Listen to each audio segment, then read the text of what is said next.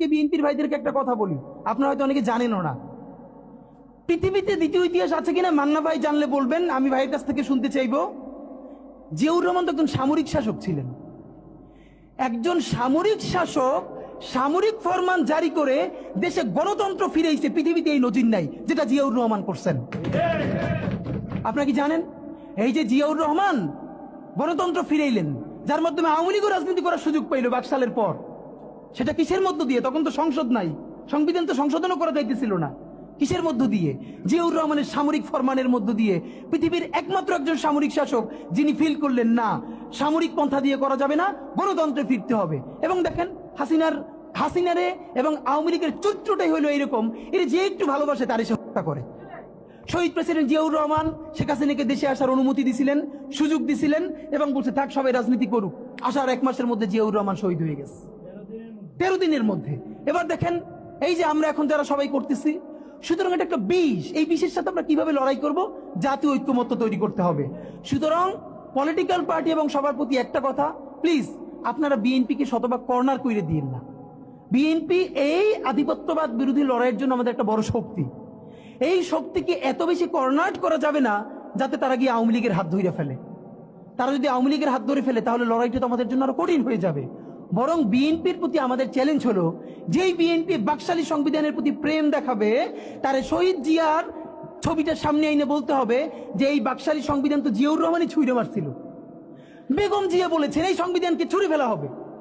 এখন বেগম জিয়ার চেয়েও নতুন বিএনপি আসছে, বেশি প্রেমের বিএনপি। যেই শহীদ প্রেসিডেন্ট জিয়াউর রহমান ইসলামোফোবিক জায়গা থেকে বাংলাদেশের মুসলমান, বাঙালি মুসলমান সব আইডিয়াকে ধারণ করে বাংলাদেশের জাতীয়তাবাদ তৈরি করলেন। এখন একটা নতুন বিএনপি গজাচ্ছে, কেউ চেষ্টা করতেছে পুরো বিএনপিটাকে একটা ইসলামোফোবিক বিএনপি করা। এ কি ভাই? ইসলামোফোবিক বিএনপি সে কোথায় যাবে? সে কি দিল্লি যাইতে চায়? আমাকে আমাদের বিএনপির এক আপা টকশোতে বলল, তিনি লজ্জায় মরে যান। একটা মেয়ে কিভাবে এরকম একজনের বাসার সামনে বকাঝকা করতে পারে? তার মেয়ের সামনে তিনি এখনো যদি ধমক দেন, মেয়ে কান্না করে ফেলবে। আর তার মেয়ের বয়সী মেয়েরা রাস্তায় এসে তারপর এরকম গালিগালাজ করতেছে একজন বয়োবৃদ্ধ মানুষকে। মানে মনে চায় কি, মাঝে মধ্যে মনে চায় আপনি কিছু বলবেন না, চক্ষু বন্ধ করে থাকবেন। মানে আমি উঠে বলবো করে যে আপনার এই মেয়ে ঠিকই তো আছে, ও তো জুলাইতে রাস্তায় নামে নাই। যেই মেয়ে গালিগালাজ করে ও তো জুলাইতে নামে ওর ঘর সংসার হারানোর পালা হয়েছে। একটা মেয়ের স্টেটমেন্ট দেখছেন, একটা মেয়ে বলতেছে যে আমি তো ইন্টার ফেল, টাইনে টুইনে পাস করছি, আমি কোটা মোটা দিয়ে কি করব? কি ভীষণ সত্য উচ্চারণ। বলতেছে এই কোটা দিয়ে আমি কি করব? আমি তো টাইনে টুইনে ইন্টার পাস করছি, আমি ফেল করছি, আমার কয়দিন পর বিয়ে হয়ে যাবে। কিন্তু আমার ভাইয়ের রক্ত দেখে আমি থামতে পারি না, আমি রাজপথে নামে আসছি। তা আপনারা রাজনীতিবিদরা যারা এই কথা বলেন না, আপনাদের বাচ্চারা ও লেভেল এ লেভেল পড়ে, এরপরে বিদেশ চলে যায়। যে কয়দিন ক্ষমতায় থাকেন দেশে এসে ঘুরে ফিরে আবারও বিদেশ চলে যায়। তা আপনার বাচ্চা তো বাংলাদেশে থাকেও না, বাংলাদেশে পড়ার। এবং দেখেন ছাত্র রাজনীতির পক্ষে তারা মরে যায়। একটা বাংলাদেশের পারলে আপনারা বলেন প্রধান সারির কোন রাজনৈতিক দলের কোন নেতার সন্তানেরা তার দলের ছাত্র রাজনীতি করে? একজন বলেন যে প্রত্যেকটা রাজনৈতিক দলের প্রথম 5-10 জন নেতার নাম বলেন। আমরা বলেছি ছাত্র রাজনীতি থাকতে হবে, এই লেজুরবাদী ছাত্র রাজনীতি না, ক্যাম্পাসে ছাত্র সংসদ হবে। কিন্তু খুব যুক্তি দেওয়ার চেষ্টা করেন। তখন যখন বললাম যে আপনার সন্তান কি ছাত্র রাজনীতি করে? যদি বিএনপি হন আপনার ছেলে কি ছাত্রদল করে? যদি জামাত হন আপনার ছেলে কি ছাত্র শিবির করে? কোনোভাবে ইন্টার পাস পর্যন্ত করে, তারপর তো বিদেশ পাঠাই দেন। আপনার নিজের ছেলের এত ভালোবাসেন, মেয়েরে ভালোবাসেন, বিদেশ পাঠাই নিরাপদ রাখেন, আর এইখানে অন্যের সন্তানরা এসে জীবন যুদ্ধ করাইতেছেন যে খুব দেশ উদ্ধার করতেছেন। এইসব ভণ্ডামির একটা পর্যায়ে থাকে, এগুলো বন্ধ করতে হবে। এখন যেটা ব্যাপার, আপনারা এই যে ইসের ব্যাপারে দেখেন, গত 1 বছরের ব্যাপারে আপনাদেরকে বিনীত আকারে বলি, মিডিয়ার ভাইয়েরা যেটা করছেন না, গত 1 বছরে বাংলাদেশে তো গৃহযুদ্ধ হওয়ার কথা ছিল, 1000 বার বলেছে। আওয়ামী লীগ নিজে বলেছে তার পতন হলে 5 লক্ষ মানুষ মারা যাবে। এটা সে কেন বলেছে? এটা শুধু এই কারণে বলে নাই আওয়ামী লীগকে ভয় দেখানোর জন্য না, সে জানে অনেস্টলি সে কত মানুষকে গুম করেছে, খুন করেছে, হত্যা করেছে। এই প্রত্যেকটা পরিবারের একজন করে মানুষ যদি আওয়ামী লীগের বিরুদ্ধে রুখে দাঁড়ায়, তাহলে তো আওয়ামী লীগের এখানে আও থাকার কথা না। আপনি ভাবেন পিলখানা থেকে শুরু করেন যতজন অফিসার, সাপ্লায় যত গণহত্যা, এরপরে নিরাপদ সড়ক আন্দোলন থেকে শুরু করে প্রত্যেকটা জায়গায়, সর্বশেষ জুলাইয়ে মিনিমাম যে 1500 শহীদ, এই প্রত্যেকটা শহীদ পরিবার থেকে একজন যদি জান বাজি রেখে নামে, তাহলে এখানে কি অবস্থা হওয়ার কথা ছিল বলেন? অথচ অবাক হই, এইরকম গণহত্যার পরেও জুলাইয়ের শহীদের কোনো পরিবার কোনো রিভেঞ্জ নিল না। এবং এখানে অবশ্যই বিএনপি, জামাত ইসলামী, অপরাপর প্রধান রাজনৈতিক দলকে আমরা ধন্যবাদ দিয়েছি। তারা অত্যন্ত বিচক্ষণতার পরিচয় দিয়েছে, তারা রিভেঞ্জ নেয় নাই, মানুষকে দমিয়ে রেখেছে। কিন্তু এই গত এক বছরে, এবং খেয়াল করেন মবের একাডেমিক সংজ্ঞা যদি ধরি, আমাকে খালেদ মহিউদ্দিন ভাইও জিজ্ঞেস করবার চেষ্টা করলো একই টকশোতে, মানে মব কি মানে হইল, মবের এখন ভালো সংজ্ঞা হইছে যেইটা আপনার বিরুদ্ধে হবে, এই ইস্টাবলিশমেন্টের বিরুদ্ধে, সেইটি হইল মব। আর যেইটা আপনার শত্রুর বিরুদ্ধে হবে ওইটা মব না, ওইটা হলো মুক্তিযুদ্ধ। বাংলাদেশের স্বাধীনতার ইতিহাসে সব থেকে নিকৃষ্টতম ভয়াবহ মবের নাম শাহবাগের সন্ত্রাস। যেই শাহবাগের সন্ত্রাসের মধ্য দিয়ে বাংলাদেশের প্রথম বিপরীত রাষ্ট্রকল্প তৈরি করে এখানের প্রত্যেকটা রাষ্ট্রীয় প্রতিষ্ঠানকে ধ্বংস করা হয়েছে। বাংলাদেশের বিচার ব্যবস্থা, বাংলাদেশের আইন ব্যবস্থা, সচিবালয় সবকিছুকে গুড়িয়ে দেওয়া হয়েছে। সেই শাহবাগ সন্ত্রাস না, সেই শাহবাগ মব না, সেই শাহবাগে প্রত্যেকটা জাতীয় দৈনিক প্রথম পাতায় লিড নিউজ করেছে তারা কখন মোম জ্বালাচ্ছে। আমি নিজে দেখেছি, শাহবাগে তো দিনের পর দিন আমি দেখেছি, যখন 40 থেকে 50 জন লোক মাত্র, দুপুরে লোক নাই, তখন মিডিয়াকে বলে দেওয়া হয়েছে এমন করে উপর থেকে ক্যামেরা ধরতে হবে যাতে অনেক লোক দেখা যায়। সেভাবে করে করে লোক আনা হয়েছে, প্রত্যেকটা গার্মেন্টসকে বাধ্য করে লোক আনা হয়েছে। আমার বিশ্ববিদ্যালয়ে, তখন আমি ঢাকা বিশ্ববিদ্যালয়ে পড়ি, আমার ছাত্রলীগের যারা আমার সহপাঠী ছিল, ওদের রুমে dry cake, 7 up, Coke, Sprite, biryani দিয়ে ভরা থাকতো। শাহবাগ হলো পৃথিবীর এমন একটা আন্দোলন যেখানে কাচ্চি থেকে শুরু করে সমস্ত খাবার দাবার দিয়ে আন্দোলন করা হয়। তো ওরা সব রুমে নিয়ে আসতো, যেগুলো এক্সট্রা থাকতো ওরা আবার ফ্রেন্ডদেরকে ডাকতো, কার কি লাগবে নিয়ে যা। এই কথা কেন বললাম? একটা মিডিয়া কি তখন সেটাকে মব বলেছে? সাংবাদিক মাহমুদুর রহমান হাজার আক্রমণের পর কুষ্টিয়ে যখন আক্রান্ত হয়ে 11টা মাথায় সেলাই লেগেছে, তার 11টা রক্তাক্ত ভয়াবহ অবস্থা, একটা পত্রিকা সেটাকে মব বলে নাই। আদালত চত্বরে একজন মানুষ আদালতের কাছে গেছে, আদালতের সামনে তাকে বিচার মানে মাথা ফাটিয়ে দিচ্ছে, রক্ত। সংগ্রাম সম্পাদক আবুল আসাদ, পত্রিকা যদি জামাতের সমর্থিত হয় আপনি তো, সেটা তো কোনো কথা না। বাংলাদেশের প্রত্যেকটা পত্রিকার একটা আইডিওলজি আছে, কিন্তু এর মানে কি এই যে প্রথম আলোর সামনে যারা দাঁড়িয়েছে আমরা তাদের পক্ষে দাঁড়িয়েছি? আমরা বলি না। আপনি পারলে প্রথম আলোর বিকল্প আরো 10টা প্রথম আলো তৈরি করেন, তার অফিসের সামনে আপনার কাজটা কি? আমরা তো তখন সে কথা বলেছি। কিন্তু এই যে সবাই মব বাজরা যারা মব ট্রেডিং করছেন, তারা সম্পাদক আবুল আসাদের রুমে ঢুকে একটা পত্রিকা অফিসে, সব থেকে বয়োজ্যেষ্ঠ সম্পাদক ছিলেন উনি বাংলাদেশের, দাড়ি ধরে টেনে মুক্তিযুদ্ধ মঞ্চের সন্ত্রাসীরা তাকে বের করে তারপরে থানায় নিয়ে গেছেন।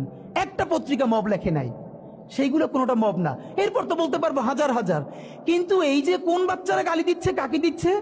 যেই বাচ্চার একটা চোখ নাই, ইন্টারে পড়ে, এখন সে ভর্তি হবে ভার্সিটিতে, অন্য চক্ষু কাজ করছে না, হাত নাই, পা নাই, তার মধ্যে ভীষণ ট্রমা কাজ করে। এই রাষ্ট্রের প্রধান কাজ কি ছিল? রাজনৈতিক দলগুলোর রাষ্ট্রকে বাধ্য করা, আমাদের যেই সব ছেলেমেয়েরা চোখ হারাইছে, চিরতরে অন্ধ হইছে, পঙ্গু হইছে, রক্তের সাগরের মধ্য দিয়ে হইছে, ওদেরকে দিনের পরে দিন কাউন্সিলিং করা। ওরা এখনো ট্রমাটাইজড।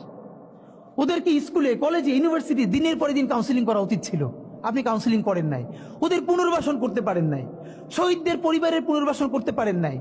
এখন এই ছেলে মেয়েগুলো দেখে যে এই রক্তের মধ্য দিয়া সে চিরতরে অন্ধ হইছে, পঙ্গু হইছে, এখন তারপর ন্যূনতম বিচারই শুরু হয় নাই, বিচার নাই, সংস্কার নাই। সে বরং দেখতে পাইতেছে সেই আগের পুরনো আওয়ামী লীগ জিকে বসতেছে, যাতে তার মনে হইতেছে সে যে এবার অন্ধ হয়ে বাইচে আছে সেটাও হয়তো বাইচে থাকতে পারবে না, এবার হয়তো তাকে হত্যা করে ফেলা হবে। সেই রিয়েকশনে সে কাউকে গালি দিচ্ছে। এই গালিকে আপনার এত অপবিত্র মনে হয়, কিসের সাথে তুলনা দেন? গত 15 বছর যার তুলনা একমাত্র জাহান্নামের সাথে হইতে পারে। তো আপনারা কি বুঝাইতে চান আমাদেরকে? এগুলো মনে করেন আমরা বুঝি না? নাম ধরে বললে পলিটিক্যাল পার্টিগুলো বেশি প্রেসার ফিল করে। আমার হেড বিভিন্ন টিভি থেকে ফোন করে বলে, ভাই আপনার সাথে তো অমুক দলের অথবা অমুক দলের কেউ আসতে চায় না। এখন এই জন্য আমার কি হয়েছে, তারা যাতে একটু ট্রাস্ট পান, একটু কনফিডেন্স পান, এই জন্য কথার উত্তর দিই না। আমার এক বড় ভাই টকশোতে বললেন, তুমি থাক, ওনারা মুরব্বী মানুষ, তুমি যদি 2 শব্দ কম বলো তোমার জীবন পইরিয়াছে, কিছু হবে না। তাই ওনাদেরকে 2 শব্দ কম বলতে বলতে ওনারা এমনই হয়েছে, ওনারা মাইনেই নিতে পারে না যে এই বাচ্চারা না থাকলে ওনারা যে এখনো জেলে থাকতো অথবা বাড়ি বাড়ি পালাইতো, এইটা ওনাদের ভুলেই গেছে 1 বছরে। তো সেই বাচ্চার গালিগালাজরে আপনার এত খারাপ লাগে? আমি বলেছি সমস্ত গালিগালাজ বন্ধ হয়ে যাবে। আমি এখন আপনারা চাইলে, আমার কাছে একাডেমিক থিসিস আছে কেন গালি দেওয়া যাবে। শুধু গালি দেওয়াই যাবে না, এই গালি কেন বৈধ এমনি তো বলা যাবে না, যে একাডেমিক থিসিস আছে। আমি আন্দাজে কথা বলি না, আমি একটা বিশ্ববিদ্যালয়ে পড়াইও। তো এইটা আমি বলতে চাই না, তখন আবার বলবেন যে গালিকে প্রমোট করে। কিন্তু হ্যাঁ, আপনার চোখের সামনে শহীদ রিয়াগোপ এর বুলেটটা ভিতর থেকে ঢুকে এরপরে পিছনের ওয়ালে গিয়ে লিখেছে সে ওয়াল 2 ইঞ্চি ছিদ্র হয়ে গেছে। এই রাষ্ট্রের এমন কোন লিথাল ওয়েপন আর্মির কাছে, পুলিশের কাছে, বিজেপির কাছে ছিল না যেইটা সাধারণ নাগরিকের উপরে এই হাসিনা ব্যবহার করে নাই। আপনার বুকের মানিক আপনার সামনে বসে কলিজে ছিঁড়ে ওয়াল ছিদ্র হয়ে গেছে, তখন আপনি রবীন্দ্রসঙ্গীত গাইবেন? আপনি কি করবেন তখন? এখন মুশকিল হলো এই গালি নিয়ে যারা কথা বলে তার কোনো সন্তান শহীদ হয় নাই, তার বাবা মাও শহীদ হয় নাই, কেউ অন্ধ হয় নাই, পঙ্গু হয় নাই, তাই গালি এত বিষ লাগে, আর আওয়ামী লীগ তার মধুর মতো লাগে। তো এখন আমি সর্বশেষ যে কথাটা বলতে চাই, আপনারা একটা মিডিয়ার ভাইয়েরা কাইন্ডলি চেষ্টা করে দেখেন, এই যে গৃহযুদ্ধটা হওয়ার কথা ছিল হইল না, তো অশান্তি তো কিছু থাকবেই, আমরা তো রাষ্ট্র গঠন করব, এরপরও তো তুলনামূলক অনেক কম হচ্ছে। কেউ একটা মিডিয়া কেন বলতেছে না 1971-এর মহান মুক্তিযুদ্ধের পর 72 থেকে 75 বাংলাদেশে যেই পরিমাণ মব সন্ত্রাস হয়েছে, যেই পরিমাণ কেওয়াস হয়েছে, ইতিহাসে তা আর হয় নাই। তার সাথে জড়িত ছিল কারা? এই যে মুজিব বাহিনীর গুন্ডারা।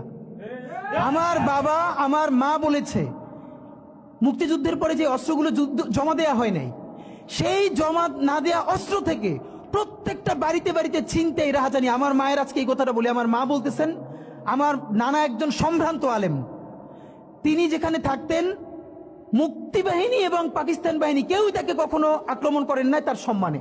আমার মা খালারা বাসায় ছিলেন, তাকে পুরো এলাকাবাসী দেখিয়ে রেখেছে।